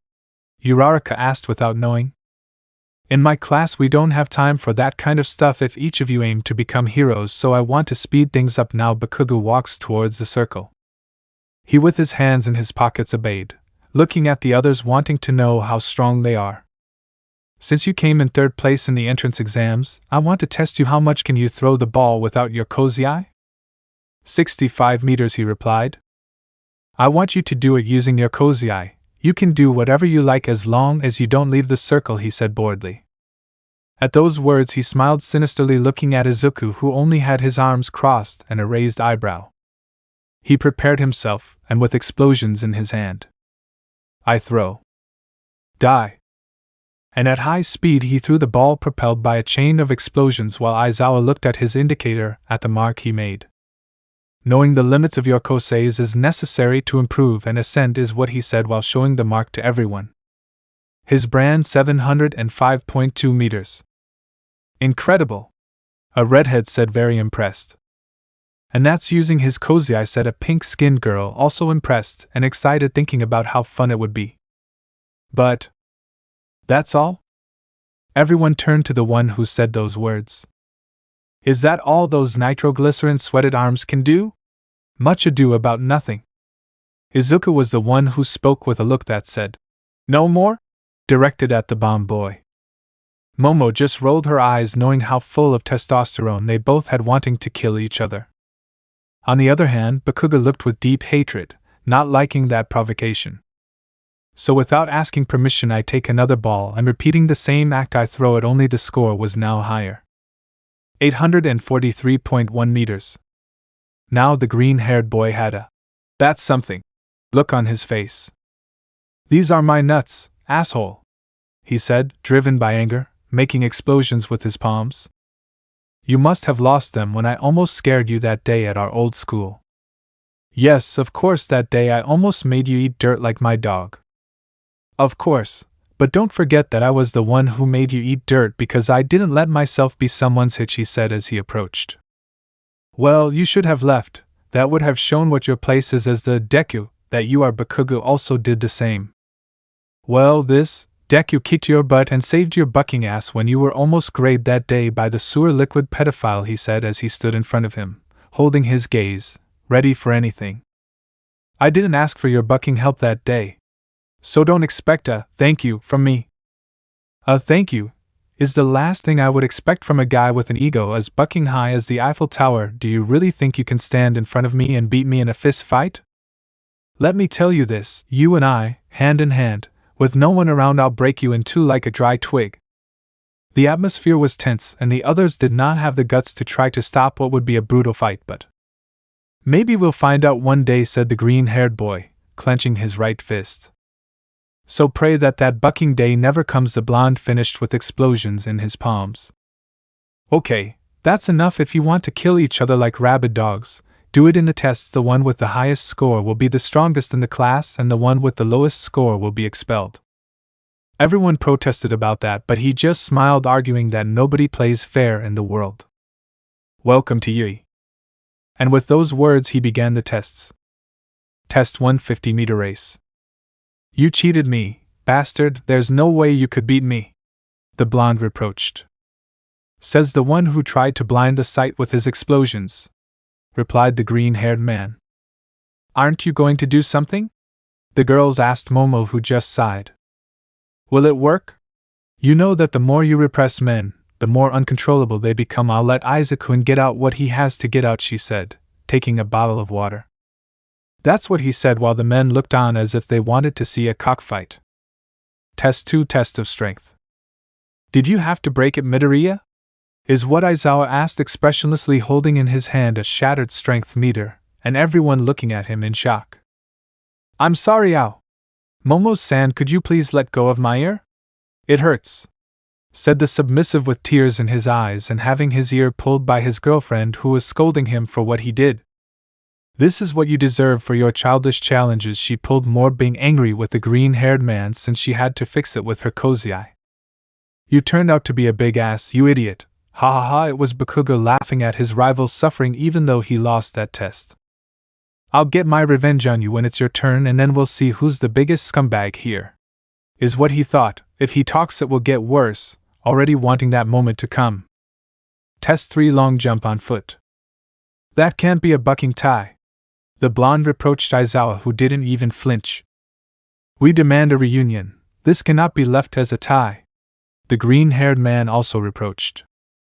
They behave worse than children, the girl with the jackphone said, looking at everything. You're not the only one, but that's how men are, the girl with pink skin and horns also said, looking at everything. Test 4, repeated side steps. Now I've beaten you, asshole. Now the blonde was gloating over his score. Laugh while you can, Muslim, he said, now without fighting, thanks to Momo. While the one with the purple balls looked lustfully at the girl, something that the green-haired boy noticed. Excuse me, may I know why you look at my girlfriend so much? Nothing, dude, it's just your stuff, he said nervously. Izuku just stared at that dwarf, wanting to make an earthquake on his head. Test 5, ball throwing. Infinite? Was the word of everyone who was impressed by the chestnut's scoreboard. It was great, Uraraka-san, said Momo along with the girl with the jackphones. It was nothing, she said, a little embarrassed. That it was nothing? It was about time someone took those two idiots off their pedestals, she said, pointing with her thumb at the pair of rivals who had their mouths open because of such a score which they will never surpass in their life. Seriously, Kyoka-san, it was nothing. I hope you're not mad at me, I asked, worried about how they would both take it. As for them, well. For second place? Izuku asked, no longer giving him another. Come on, the blonde replied, still in the same state. Midoriya, your turn, Aizawa called. The step already having a ball in his hand ready to throw it. In almost all the tests he didn't have to use his Kozai since his superhuman strength has helped him a lot, but now even though he can surpass that score he doesn't want to use it because of the collateral damage. So raising one leg very high as if I were a professional baseball pitcher I gained strength to throw it. But a bandage held his arm in place preventing him from doing so. That? As I thought you're not using your Kozai, do you think you don't need it? That it's useless to you at times like this? He turned around to see that it was Aizawa himself who stopped him, and not only that he noticed something hidden in his white scarf. Eraserhead were Izuku's words as he recognized who his teacher was now. All your companions have used their Koseis to be able to be here giving the best they have. Are you going to insult them? You don't know the magnitude of my Kozai, it's better that you don't. If you're not serious about this, I recommend you get out since a hero who's afraid to use his Kozai isn't someone who deserves to be here, am I right? The look Izuku gave his teacher was one that asked him to take back his words. I see that now there is something of value in you. I will give you another chance and I hope you don't waste it, he said, now letting go of Izuku's hand, allowing him to do it again. Aizawa-sensei doesn't know what could happen. Yaoyorozu-san, I recommend that you don't talk or I will subtract the points you have now, he threatened. At least leave me a few words with him? The black-haired man just made an acceptable gesture to leave her, and she walked straight to the green-haired man. Try not to use too much power. Remember that you almost damaged many structures in the entrance test. I know. And with those words plus a kiss on the cheek she walked away so her boyfriend could do what he wanted. What kind of Kozai does he have? The same red-haired boy asked. In the test we saw that he had a lot of strength, so that must be his Kozai, mentioned a blonde with a thick tail. It must be great then, said a black-haired boy with ribbons coming out of his elbows. I would rather say powerful, said Ida very seriously. What do you mean? Asked a boy with a face similar to a bird. His Kozai almost destroyed the trial city by launching a single punch. Not only that, the wind broke as if it were glass, said Uraraka very excitedly, already wanting to see that power. As soon as the others heard the words, break the wind, they did not believe it. Bakugu just had his hands in his pockets looking seriously at what his rival was going to do. While a two-colored-haired girl looked at the green-haired boy analytically, wanting to know how strong he was. You can do it, Izuku and Momo encouraged, knowing how difficult it is for her boyfriend. Izuku just looked at the ball, thinking, well, there's no turning back. If I want to achieve my dream, I have to do what I have to do. If I have to become a hero or a monster to achieve it, I will. He closed his eyes. Mom, please help me. And with those thoughts he opened his eyes, and with a determined look, it was prepared. With his hand surrounded by a white aura and with wind swirling around the hand that had the ball, the others felt somewhat uneasy, especially a bird boy and a frog girl who were upset. And, with a war cry, I throw. Hiya! Crash. Everyone looked in shock at what they saw. From the break the ball came out, and with a speed almost at the speed of sound for whoever saw it, creating an air wave that knocked many to the ground, and also the earth cracked, followed by a tremor causing everyone in the school to get under their seats. When the tremor stopped, the meter rang, giving a score that was almost impossible. 5.90 kilometers. WTF. Impossible. It's crazy. Izuku got on his knees and grabbed his wrist, grimacing in pain. Izuku. Momo ran towards him to check his condition. Are you okay? She said, checking his wrist. I am. It's hard to contain my Kozai when I use it. You did well, the structures resisted the tremor, but your arm is what worries me, it won't stop shaking. And it was true. Every time he tried to contain and used just a little of his Kozai as if it had a will of its own, it did not obey and wanted to break free. The tests were very lenient with you. They both turned to see that it was Aizawa who looked at the boy seriously. And my suspicions were right, you are a bless. Izuku frowned at that word, glaring daggers at his teacher. The others were lost until Ida spoke. I've heard of them. It is said that there are a small number of Kosei's possessors that can be compared to the power of a god. Due to their great destructive power and their few setbacks, they can be the synonym of sons of gods, or demigods, The only way to stop them would be to fight until they are tired or in the worst case kill them, so the governments would hunt one if they had the chance. Only the heroes who are in the top 10 are capable of facing them. The shock was present, and to top it off, Bakugo clenched his fists at what he heard. He knew that the arrest and trial were just a facade for those in the government to get their hands on his rival. He knew that there can be corruption. No government is free of it. Aizawa, what happened? Several heroes arrived at the place, and from the windows the students looked. They all knew what caused that power, that Izuku was in an intact and undamaged place. We only had tests, and Almight should not have brought him here. That boy is a risk for all students and teachers. Nonsense, Erasehead. He has as much potential as a diamond in the rough. Denying him his chance would be like creating a villain, said the number 1 hero in his muscular form. You know well that the blessed are uncontrollable. Most of them become very dangerous people. Aizawa, he is very different from many of them. We can't judge him like that. Everyone turned to see Director Nizu, who walked calmly. Director is for everyone's safety. That's why I assigned him to your class. You would be able to override him in case young Midoriya loses control. While they were talking, the others from other classes looked out their windows, being interested in Izuku. His classmates talked to him, asking him questions about how his cozy eye works. But what no one knew was that both boys with bird and frog similarities stayed away from him as if they were afraid. And the girl with two-tone hair kept looking at him seriously. That day everyone at UA knew that Izuku Midoriya began his path to become the most feared hero of all. Without knowing what challenges and others were already on the way. Friendships and enmities. Aizawa had given the results. And who was in last place was the grape-headed dwarf named Mineta. But in the end the teacher with sleep problems did not expel anyone. Now everyone was leaving since the first day had ended. Although Izuku had to be careful, since he was in the sights of the night hero. I wasn't afraid of him, but I knew what a professional hero is capable of. He left with Momo, who were both happy to pass that test. Not only did they make it through the first day, they made it through together. And they hoped to reach more. But, hey, are you going to the station? Both young men turned to see who they were. Ochako, Tenya and Jairu. It seems that we are going to the same station. We can accompany them. Of course. They can. At Momo's words the 5 boys went to the station. Of course, some conversations filled the trip with joy. Each one went their own way except for the couple who, upon arriving at their apartment, each went to do their duty. It was Izuku's turn to cook, so Katsudan made it, and Momo looked at some bills that needed to be paid. After that, they both had lunch and went straight to get ready for their part-time job. They worked at a 4-star restaurant, with Izuku being the sous chef and Momo being the receptionist. The pay was good, and the owner was kind to them.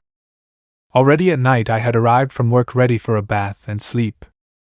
Of course they slept together, and had one or another game in bed. It was the life of 2 young people who lived together and loved each other. The next day they both returned to their routine. Many will believe that being in the UA was that you had to be heroes all the time. The classes were taught by heroes, but the thing was that they were normal classes. Literature, English, math, sciences. Everything was normal. But there was one class they wanted to have. And while that class arrived, the girls were talking. You and Midoriya live together? Was the question of a pink-skinned girl. He and I are a couple. So you and him, have you already had the Hanran? Asked the same girl who had connectors in her lobes. I'll leave that to your imagination. The brunette's response, plus her smile full of pride, said it all. The girls present were blushing. They would never have expected that she among all of them was already a mature girl. All except the same girl with 2 colored hair who just stared into space in a serious manner.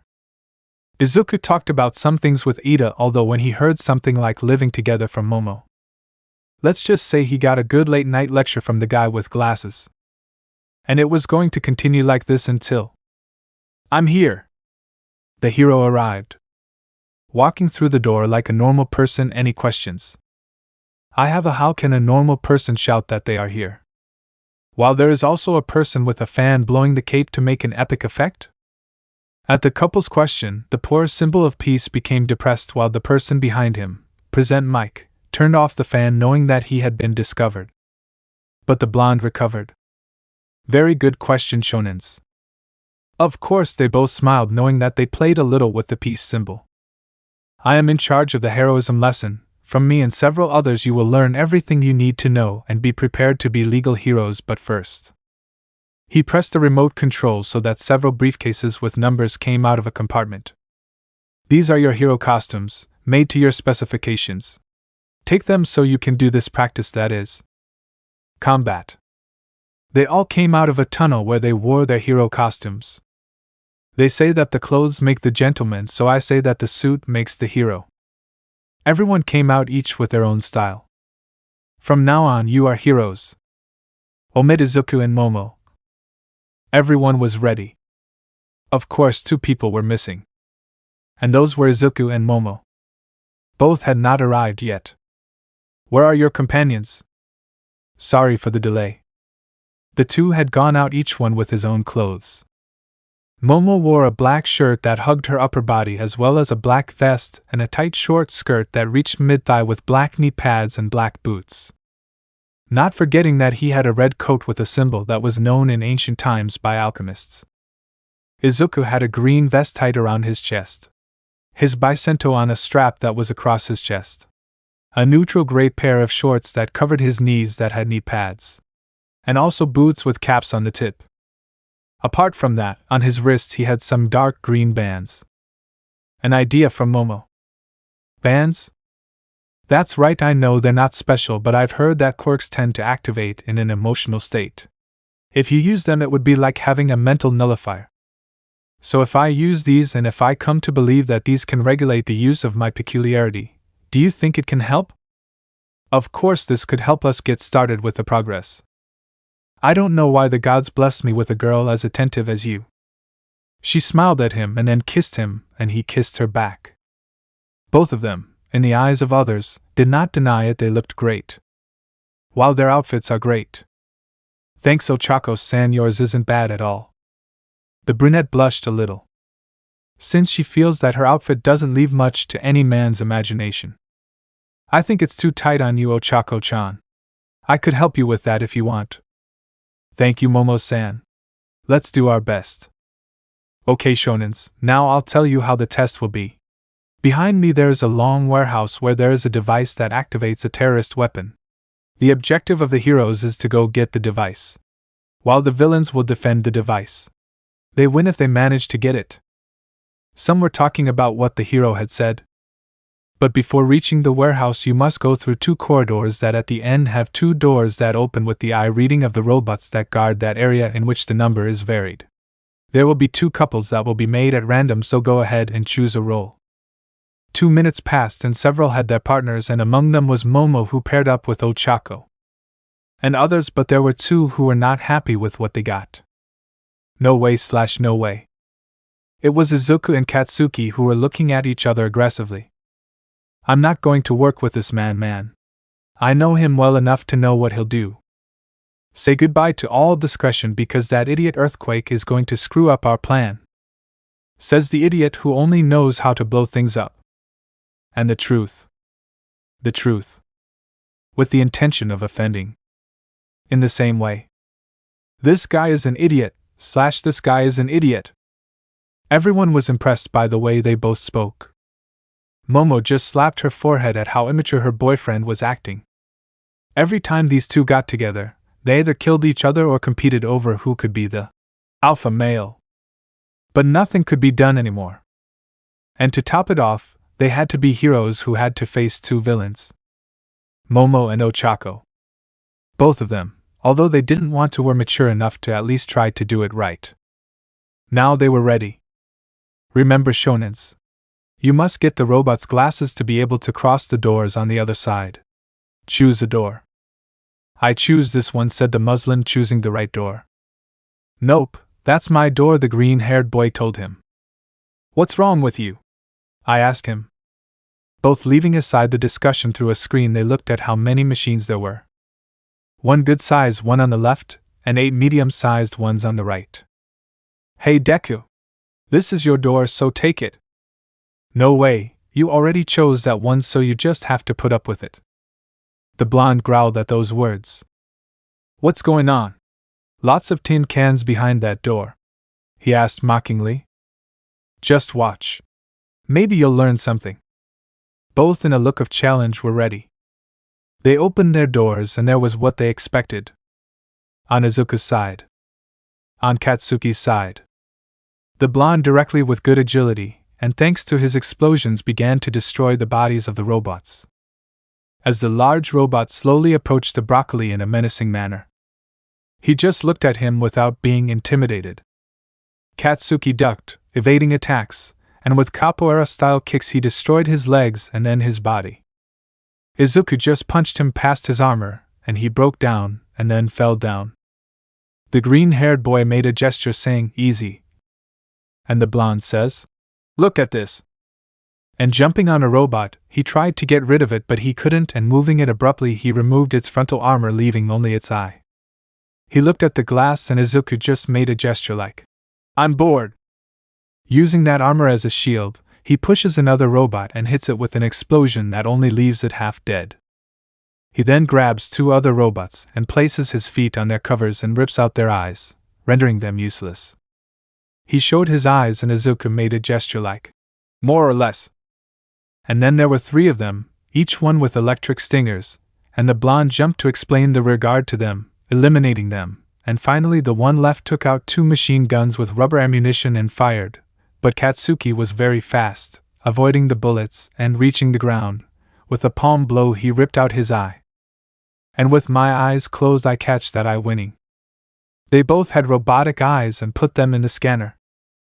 Enter access code. Izuku did it. Access granted? Katsuki did it. Access denied? He got upset with that and tried again. Access denied? And again. Access denied? With his hand he destroyed that eye, knowing that it was of no use to him. I looked at the glass and gestured. Wait a minute. He searched the ground to find another. Access denied? And another one. Access denied? Izuku played with a coin between his fingers. Access denied? Access denied? Then the green-haired boy was doing push-ups to kill boredom. Access denied? Access denied? And then Izuku, already tired of waiting, gestures to the blonde. Let's see what time it is. And he responds with a, "Don't rush me." And now with the last robotic eye. Access granted? Izuku gave him a bravo gesture. Both have already crossed their doors. I thought I was going to take a nap. For me, go to sleep, I will win this. Both on alert looked ahead to see that it was Momo, with 5 German 88mm cannons pointed in their direction. Move. What did you say, Deku? Move now.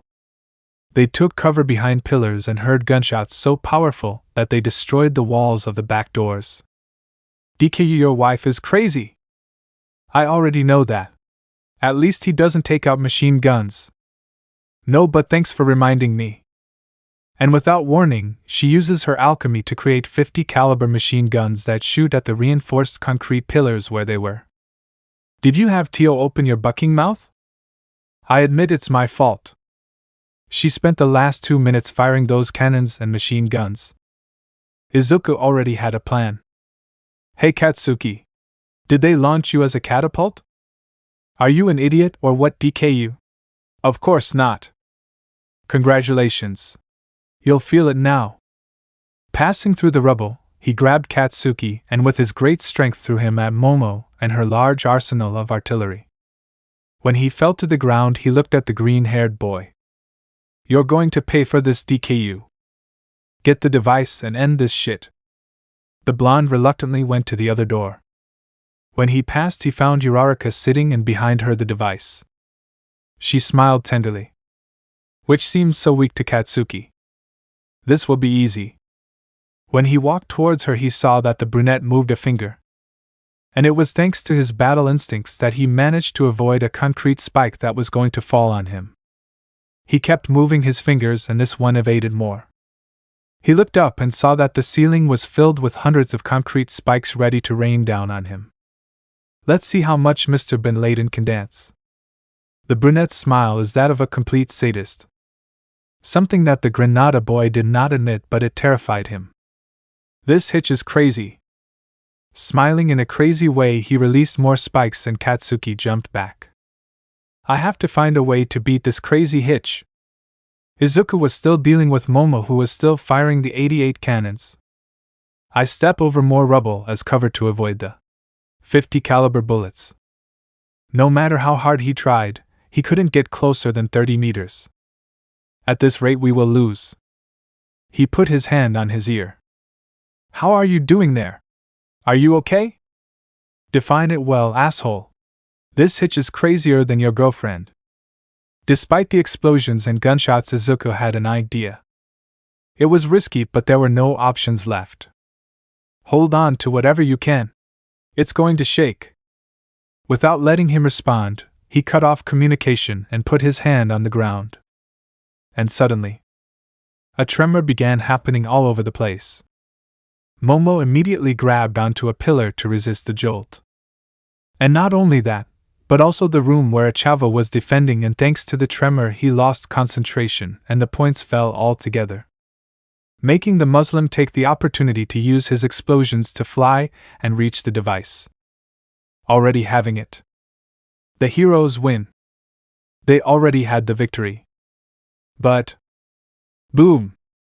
Izuku! Izuku woke up after being hit by a flak 88 shell. He saw that he was on a stretcher, and next to him was Katsuki, who was sitting waiting for his rival to wake up. Wow, did you wake up? Did you rest well? Did you sleep your bucking 8 hours? I was going to order room service, what do you fancy? Katsudan? Because I can call now, she asked him sarcastically, wanting to annoy him. I was dreaming that I killed you, too bad it was just a dream, he replied in the same way. I must say, shonens, that you are a very uneven duo. Even so, you managed to win, taking the victory. At the infirmary door was Almight, and 2 more companions who were Momo and Ochako, who were worried about Izuku. Izuku, forgive me, I didn't think that projectile was going to hit you. Don't worry, Momo-chan, I'm fine. I'm just a little dizzy. Really? 4 tons of rubble fell on you. Ochako's words had brought him out of his thoughts. Withstood 4 tons of debris? Looking more closely, he could see that his arms and head had bandages on them. I must say that you are a very resistant boy. Not many can withstand that amount of weight, said the old woman who was recovery girl. Thank you, and sorry for the inconvenience. You have nothing to thank me for, young man, but you should be more careful. I'll try, he said, knowing he might not succeed. Well, you're fine now, so I'm leaving before I get nauseous from seeing your bucking face. I didn't know you cared about Katsuki. Buck you! And with a bang he left. But in the hallway he heard, See you later, Bomberman? That had made him angry, but he decided to ignore it and leave. He would get revenge later. While in the infirmary, the 3 young men laughed, finding the nickname funny. As the peace symbol, and the old woman watched their interaction now, wishing to return to those days when they didn't have to worry about many things. At the end of the day, things ended. There were several that stood out. Among them were Shoka Todoroki. She just had to set the building on fire to force the villains out. Ejiro Kirishima was good, as he technically used debris as projectiles and mobile covers thanks to his hardening quirk. In short, several stood out. Now at night, our favorite couple watched a movie before bed. Fury. It should be said that Momo's ideas for creating offensive attacks were thanks to the movies and history books that Izuku gave her. Thanks to that, she is strong in her own way. Izuku, do you think that if we fight in a war we will change our way of seeing the world? He didn't know what to answer. Since he can remember, he has seen how Russia and the United States have always threatened each other. And also the Cold War with China, which was caused by a virus that originated in Wuhan more than 150 years ago and was what paralyzed the world. Unfortunately, nothing serious happened except for a couple of million deaths from that pandemic. He hopes that his country does not call them to go to an unnecessary war. I don't know, but if that were to happen, I hope to be by your side to protect you and that we can achieve our dream. She smiled. Izuku might not be the safest of all, but you could totally trust him and expect help from him. That and many reasons are why she loves him and wants to be with him. When the movie ended, they both slept, waiting for a new day. Another day at the UA. And everyone from 1A was waiting for Aizawa to arrive, but they didn't have to wait long. Before starting classes, there is something very important to do first. The seriousness of his voice made everyone's hair stand on end, thinking it would be another threat or test with risk of expulsion. We must elect a class president. Everyone let out a sigh, knowing it was a normal school activity. Although of course being class president was different in UA, since he would literally be the leader in 1A. Several people asked to be class president, and some had somewhat indecent proposals. If I am elected, I will make sure that the girls' skirts do not measure more than 25 centimeters. Luckily that one got stuck to the ceiling, because I'm not going to say who, Izuku. But someone was able to put things in order and propose that the representative should be chosen by vote, something that many did not like since the class had only been formed for a short time and not many knew each other. So Tenya proposed the popular vote so that there would be no problem. And the result? Tenya didn't have any votes. It was a shame. But another one had several votes. Huh! I have 3 votes? Izuku couldn't believe it. Wow, I have 2 votes. Momo was also surprised.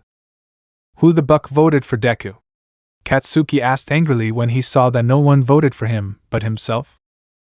Ochako just whistled, giving herself away. Momo also whistled the German song, Uraraka. Something that Ochako and Jiraiya liked. When it was time for breakfast, Izuku along with Momo and his 3 friends managed to arrive and take a seat. What does it feel like to be class president? I don't know, Tenya-san, I really didn't expect to be one, that's why I voted for Momo. You voted for me? That's sweet, but it didn't help since I also voted for you. Really? He asked. I also voted for you, Izuku-kun said Ochako, wanting to get his attention. I voted for Yamamoto even though it was useless, said Jiraiya, laughing. I voted for you too, Midoriya. Really, Tenya-san? But you wanted to be president, right? Wanting to be president and being worthy of such a place are 2 different things. I also saw your qualities as a leader, that's why I voted for you. Thank you, Tenya-san. I hope I can meet your expectations. The conversation was going normally in many ways until an alarm was heard. Someone had breached a security system. The students were crowding and pushing each other a lot, and Tenya looked through the glass of a window that it was not an attack. They were reporters who asked to interview Almight. Midoriya! They are reporters. It's not an attack. He knew something was wrong. But first. Tenya! Ochako! Find a way to get everyone's attention. Momo, you need a megaphone. On my signal, I'm going to shake the place up. Ida immediately managed to catch up with the gravity girl and arrived thanks to his quirk above the entrance. Momo threw a megaphone at the boy with glasses. Hold on. The jolt is coming. Izuku stomping on the ground caused the ground to shake, causing all the upset students to stop pushing each other and seek shelter from the possible earthquake. When the tremor calmed down. Listen to me. It's just the press. We are not under attack. Please go to the exit in an orderly manner. Please, in an orderly manner. Everyone had already calmed down. But Izuku knew something had happened. The reporters weren't stupid enough to use a quirk and risk being fined for it. Either one of them was a fool or someone helped them get in. What do you think Izuku is? Momo asked. I don't know, but I think that many things will happen and they won't be all good. She took her boyfriend's hand and he intertwined his fingers in that delicate hand. Whatever it was, they were going to face it together. Let me know in the comments below if you guys want the next part. Also check out my other video that has been shown in left. Thank you for watching. If you enjoyed this video, please like and share this video. And have a fantastic day. Bye.